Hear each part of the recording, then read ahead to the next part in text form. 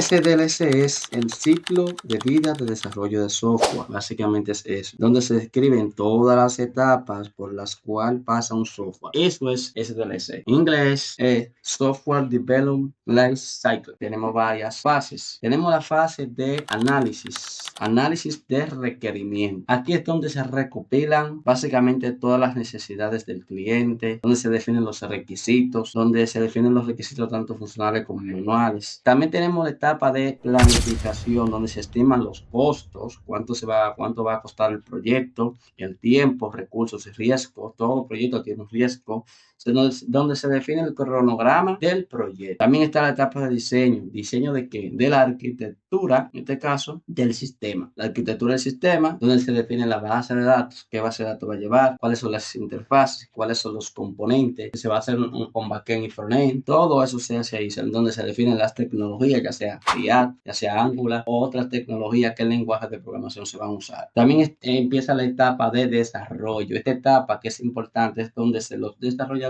empiezan a escribir código, pero primero hay que cumplir con esas etapas anteriores. Se implementan las funcionalidades. Aquí es donde se hace eso. La etapa de prueba o testing, muy conocida, testing o prueba, es lo mismo. Es donde el equipo de QA valida o verifica que todo funciona de manera correcta. Y la parte de, en este caso, despliegue o deployment, lo van a ver mucho en TI, es donde la aplicación se publica en producción, pero antes de se publican en el ambiente de desarrollo y en el ambiente de mantenimiento. La etapa final del SDLC, que es donde se corrigen todos los errores, donde se agregan nuevas funcionalidades, donde se realizan mejoras. Todo sistema conlleva eso. Esto pertenece a SDLC. Ahora vamos a viajar al SDLC. Es básicamente el Software Testing Life, es el ciclo de vida de las pruebas de software. Hay un ciclo de vida de desarrollo, pero también hay un ciclo de vida de pruebas. En este caso, aquí es el proceso que sigue el campo de QA para planificar, para diseñar, ejecutar y cerrar las pruebas. La primera etapa es el análisis de requisitos. Como QA, si eres QA,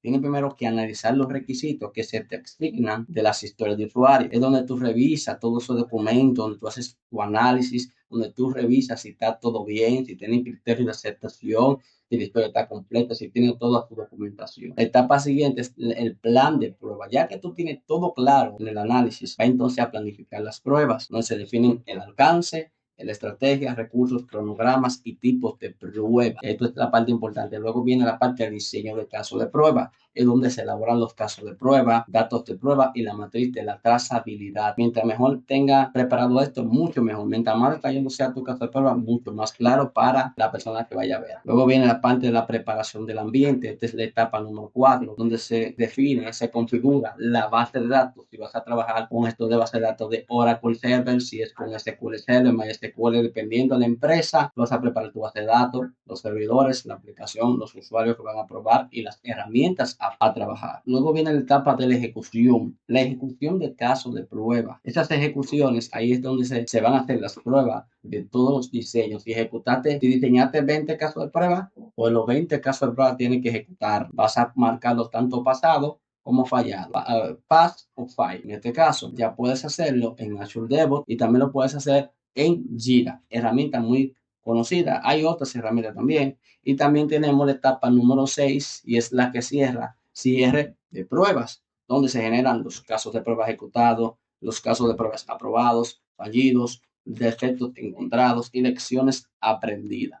Para esto, aquí tenemos una pequeña gráfica, pero es importante conocer la diferencia de las. Te voy a leer punto por punto. Tenemos 5 diferencias en las dos. En desarrollo, la primera diferencia es que se enfoca en desarrollar el software y en QA se enfoca en probar la calidad del software. Segunda diferencia, participar en análisis de desarrolladores, arquitectos, DevOps, QA y diseño. La segunda diferencia en QA es principalmente participa en el equipo de QA. Tercera diferencia, inicia desde los requerimientos del proyecto. En el QA comienza cuando los requisitos ya han sido definidos. La cuarta diferencia es su objetivo es construir el producto. En QA, la cuarta diferencia es el objetivo es verificar y validar el producto de que funcione de manera correcta. La quinta diferencia entre estas dos es que incluye el desarrollo completo del sistema en desarrollo y en QA es que incluye únicamente el proceso de prueba. Y aquí tenemos las dos grandes diferencias, pero si tú quieres saber qué es un QA más a profundidad, te dejo